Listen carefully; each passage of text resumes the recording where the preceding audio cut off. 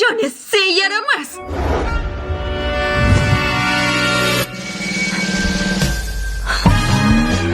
Nima bo'ldi? Hozirgina kompyuterda o'zimni eng sevimli asarimni yozayotgandim-ku. Keyin esa direktor menga tashlanib, meni ko'tardi-da shartta to'shakka otdi. Va u menga juda yaqinlashib kelishni boshladi. Va to'satdan u meni ishtonimni yechib tashladi. Keyin qanday jumlik ishlarimni hammasini. Keyin esa silliqqina mayin teri ko'rinadi va direktor qizga qarab shunday deydi.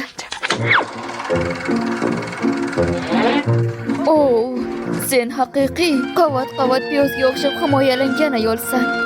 G'irt yolg'on." Shoshmay tur. Bunaqasi ketmaydi. Men buni o'zgartiraman. Qara, hammasini jinossan. Makka Johorni archish ham buncha qiyin bo'lmasdi.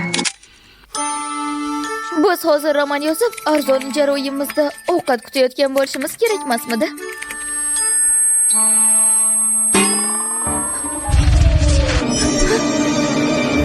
Mo'min panjalar. Mushkoy.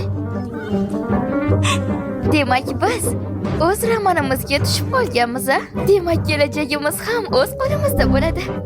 Birinchi raqamli oshiq Liza Jonsmanmi? Sen esa ikkinchi oshiq Jenny Miller. Buni nima farqi bor? Ikkalamiz ham bosh qahramon. Erik Stewartga telba bo'lgan oshiqmiz. Uni o'zimniki qilish uchun viskisiga dori qo'shib qo'ydim. Lekin hamma senga kulib boqdi. Stewartning o'rniga uni sen ichding va xonim bo'lding. Sen esa kelishuv qurboni bo'lib, uning nogiron ukasi Charles Stewartga tegasan. Va eng yomoni esa uni qattiq yomon ko'rib qolasan. Aftidan u ikkalamizni ham umuman sevmaydi. Stewart xonim bo'lganim uchun menga hasad qilasan.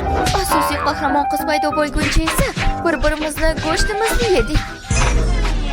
Aka Stewartlar unga darhol oshiq bo'lishdi. Keyin esa birlashib ikkalamizni uydan haydashdi.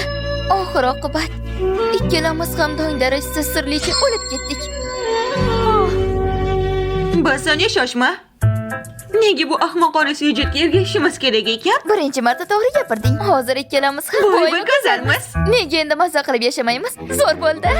Oxirigacha ajralmaydigan dugonamiz.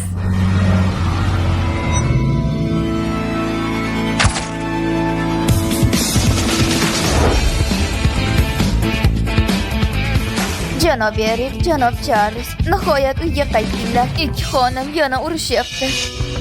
Aka, uylangan ekansiz. Xotiningizga ko'proq e'tibor bersangiz-chi. Unga sovuq muomalada bo'lmasangiz, bunaqa ishlar bo'lmasdi. Va Jenny bilan ham urushmasdi. Sen esa o'zingni xursand qilishga urinyapsan. Lekin foydasi bormi? Bor mehringni beryapsan. Lekin aslida u seni sevmaydi-ku. Shuning uchun doim Liza Jonsga muammo tug'dirasan. Nima?